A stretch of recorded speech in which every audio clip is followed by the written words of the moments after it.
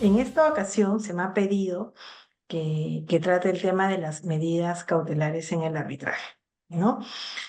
Y bueno, y si se darán cuenta, creo que termina, de enlazar la idea que nos ha tocado en el panel respecto al tema de la paralización de las obras, a cuál es la causa de esta paralización de las obras, si efectivamente son las controversias y dentro de ellas las medidas cautelares, ¿no?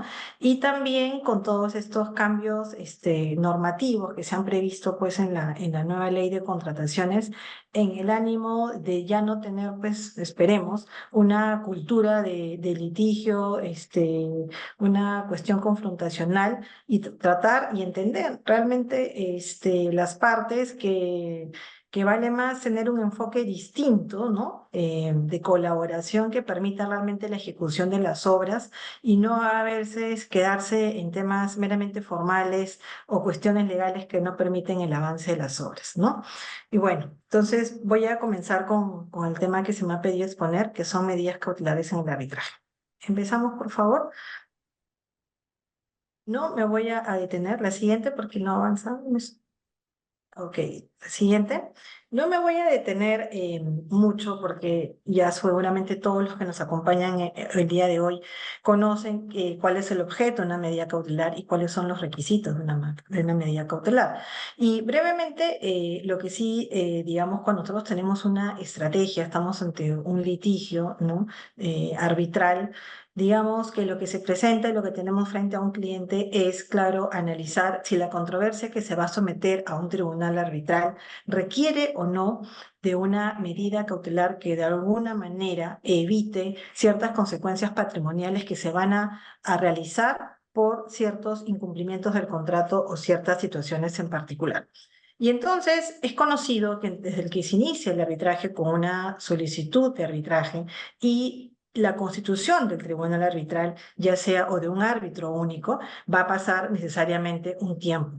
Y a veces se requieren tomar ciertas medidas para que cualquiera de las partes, no solamente el contratista, puede ser la entidad, entre en una situación material que sea absolutamente lesiva a sus intereses. Y entonces, cuando no tenemos un tribunal arbitral, lo que nuestro ordenamiento prevé, y con ello me refiero a la ley de arbitraje, el decreto legislativo 1071, es que uno puede solicitar medidas cautelares ante el Poder Judicial. La competencia de los órganos jurisdiccionales, nos dice la ley, son los jueces comerciales, donde se vaya a llevar el arbitraje, ¿no? En lugar de la sede, o de ser el caso los jueces civiles. Y solamente en el caso que las partes se hubiesen sometido a un reglamento determinado donde esté la figura del árbitro de emergencia, ¿no? Como es el caso de un arbitraje CCI, un arbitraje ante la Cámara de Comercio de ANCHAM y hasta hace poco un arbitraje ante el Centro de la Universidad Católica. Entonces tenemos la figura del árbitro de emergencia que es antes de la Constitución, ¿no? A través de un procedimiento absolutamente célere se dicta una medida cautelar.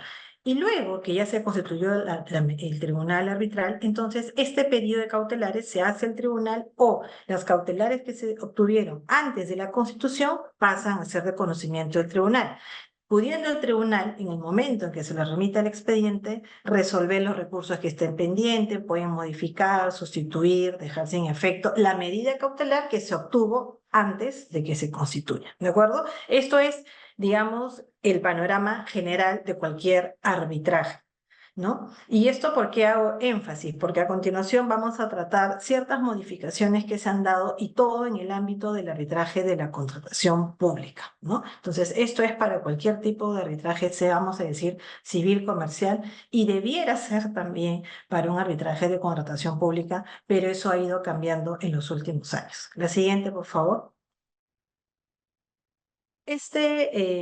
Marco que les decía de poder ir al Poder Judicial, si uno quería, o digamos un contratista, quería obtener una medida cautelar ante un árbitro de emergencia, y ponemos de ejemplo el reglamento de la Cámara, no eso se daba, digamos, inmediatamente por habernos sometido al reglamento de la Cámara en el convenio arbitral.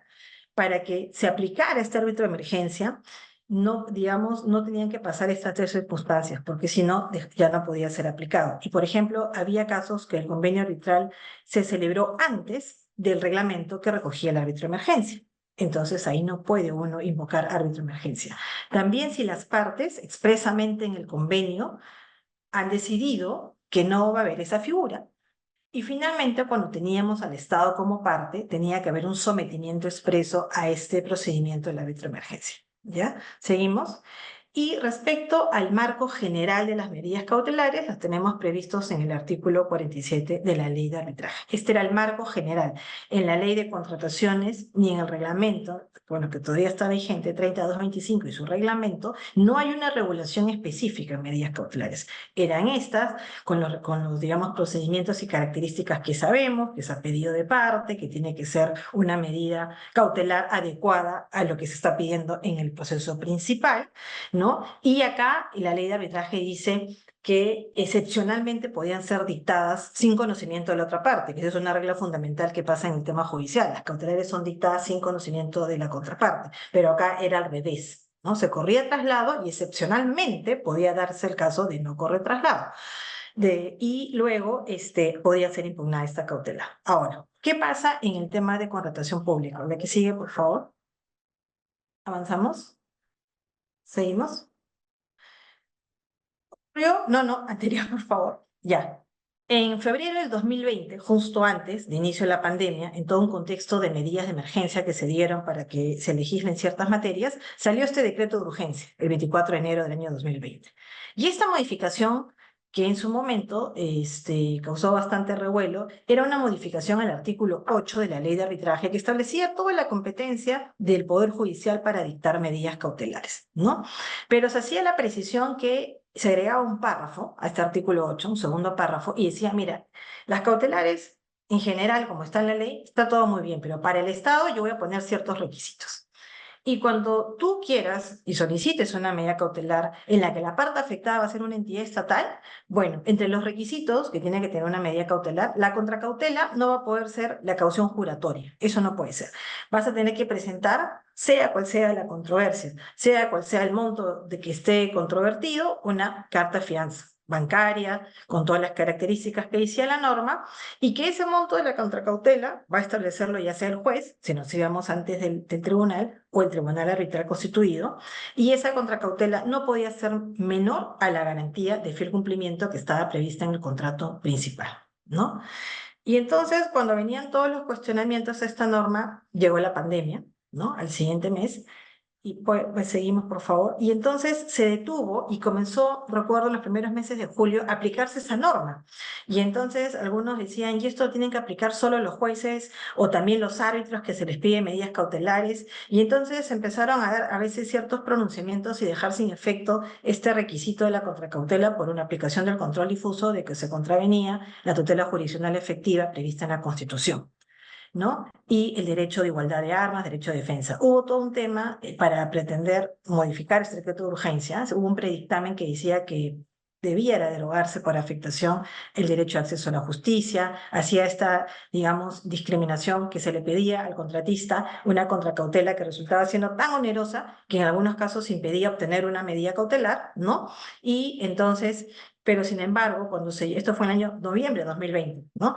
Y cuando llegamos al año siguiente, en noviembre de 2021, la Comisión de Justicia y Derechos Humanos consideró que todas estas modificaciones, porque estamos hablando solo del tema cautelar, la modificación que hizo el decreto de urgencia al tema cautelar, entonces dijeron, no, no hay afectación al derecho de debido proceso, porque todas estas modificaciones que hicieron, había temas de abandono, había temas de nulidad del laudo por motivación, el tema cautelar y la contracautela. Entonces, lo que queremos con todas estas modificaciones o lo que se pretende es que haya una seguridad jurídica procesal. Así lo dijo el dictamen, y además que se expidan laudos arbitrales. Eso fue el motivo que se dio, y al final, por un tema, no solamente se analizó la formalidad, cómo se habían dado este decreto de urgencia, sino por el tema que estaba modificando los temas de fondo, se dijo que era válido y no se derogó. A la fecha, este decreto de urgencia sigue vigente. El que sigue.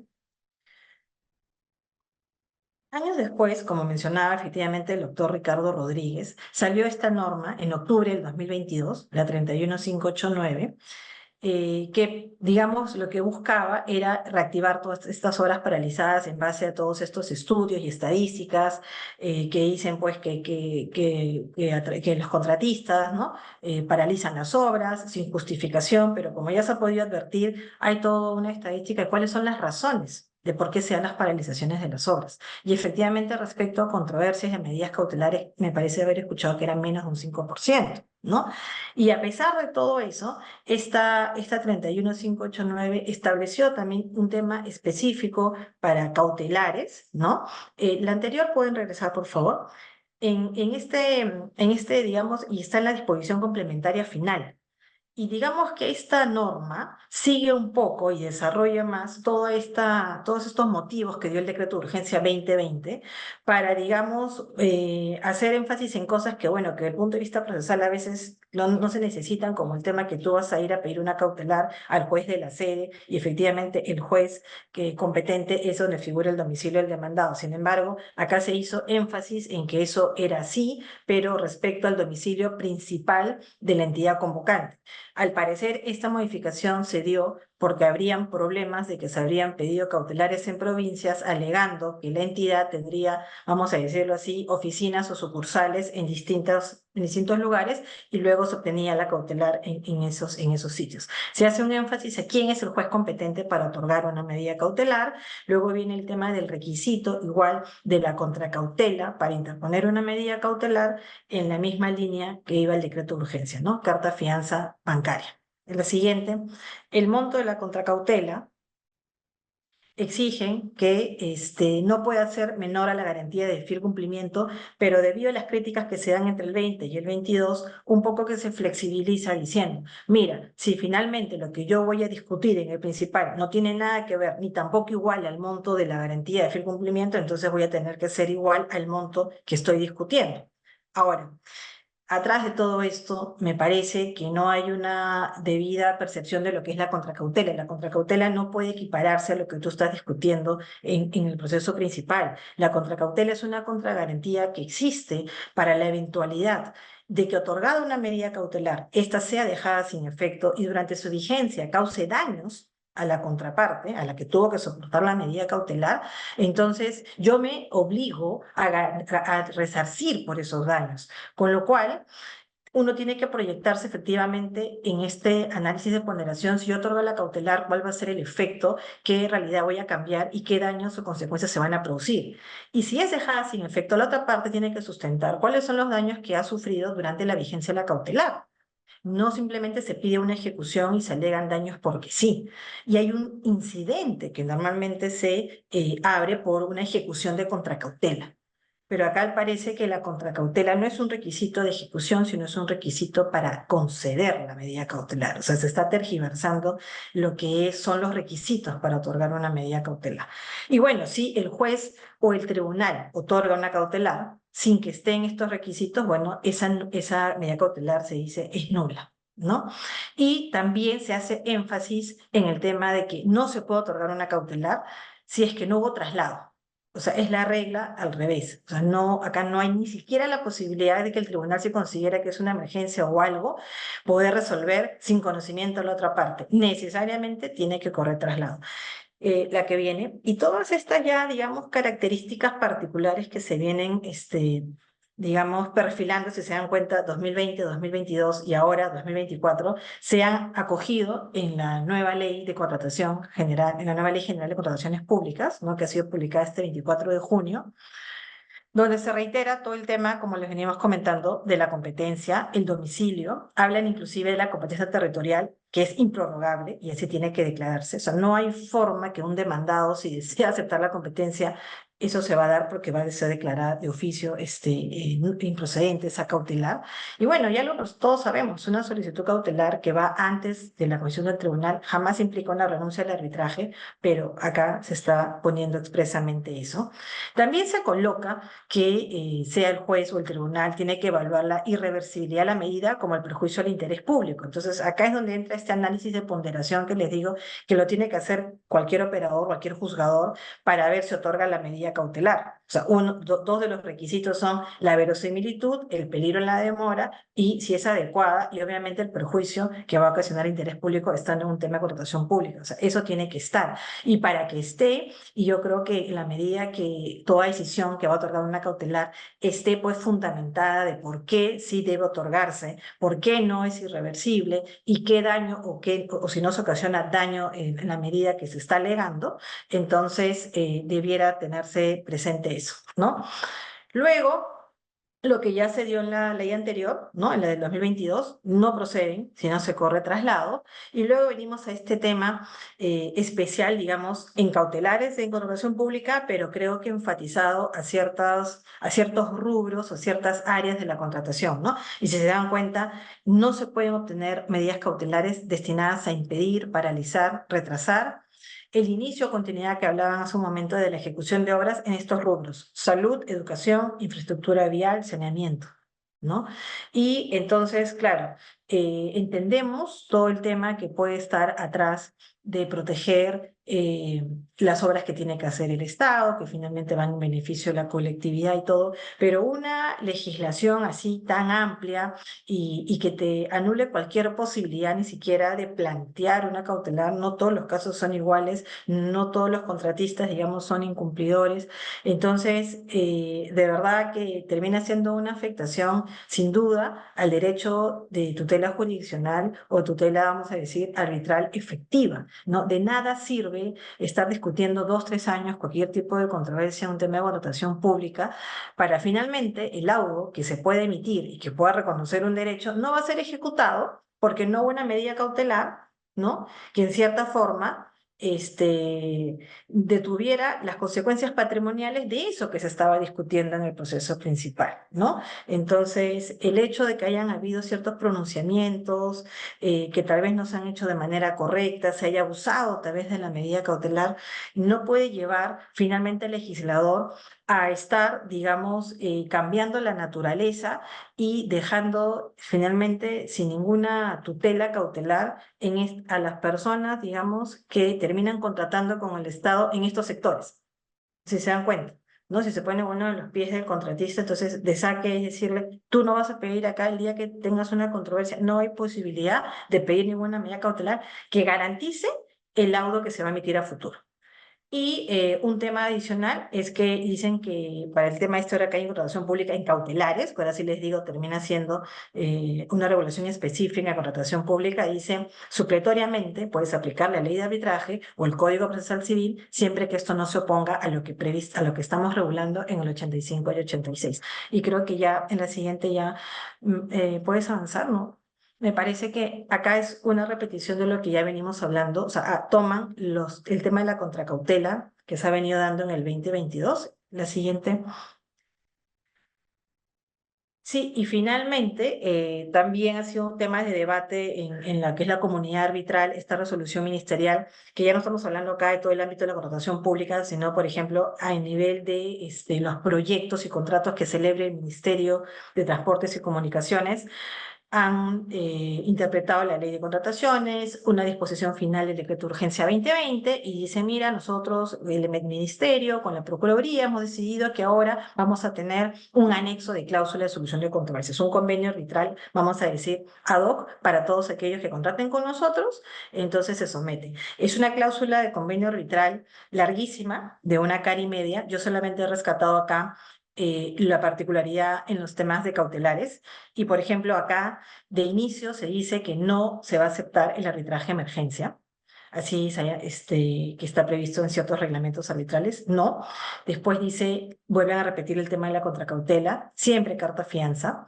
Y dicen después que el tribunal va a resolver esto que comentaba, los pedidos de ejecución de contracautela.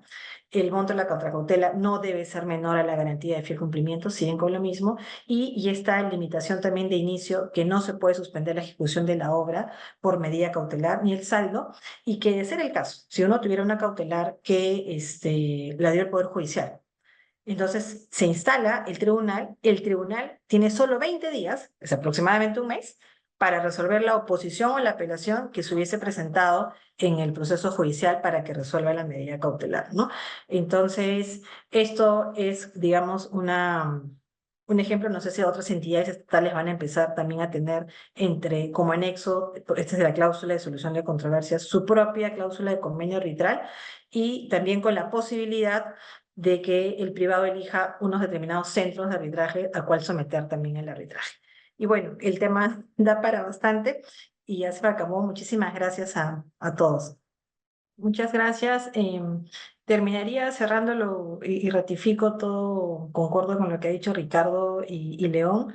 Y como dice el panel, este encuentro entre abogados e ingenieros creo que debiera traducirse realmente en todo este enfoque exactamente preventivo, le llaman de acompañamiento, gestión de proyectos, gerenciamiento. La idea es que no queremos, como ocurría antes, ejecutemos la obra y luego nos vamos a pelear al arbitraje. No, ahora hay mecanismos, pero eso pasa por cambiar efectivamente la percepción, la cultura, y utilizar debidamente el mecanismo que ahora tenemos preventivo de las JRDs, ¿no?